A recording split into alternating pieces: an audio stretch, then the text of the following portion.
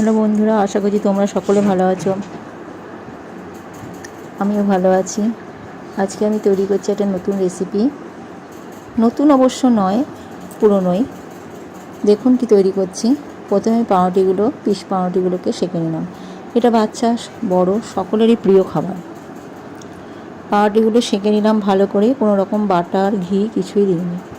আর আমি আলু সেদ্ধ করে রেখেছি, সেই আলুগুলো একটু মেখে নেব। ওর মধ্যে দিয়ে দিলাম বিট লবণ, আর দিলাম গোলমরিচের গুঁড়ো, শসা।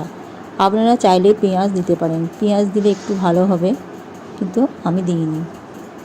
যাই হোক, এটা সুন্দর করে মেখে নিলাম। এরপর পাউরুটিগুলোতে আমি এগুলো লাগিয়ে নেব। সেজন্য পাউরুটিগুলো একটা পাউরুটি রাখলাম। এরপর দিয়ে দিলাম বাটারটা আমি হাত দিয়ে একটু লাগিয়ে নিলাম। এরপর যে আমি তৈরি করেছিলাম মাখাটা, আলু মাখা, ওই আলু মাখাটা পাউরুটির মধ্যে দিয়ে দিলাম। এরপর একটু মুখরোচক করার জন্য দিয়ে দেবো সস, টমেটো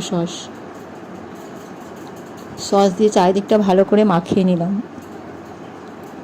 এরপর দিয়ে দিলাম একটু বাটার টেস্ট হওয়ার জন্য। এরপর পাউরুটিটা চাপিয়ে নিলাম সুন্দর করে, তারপর মাঝখান দিয়ে চিড়ে দিলাম।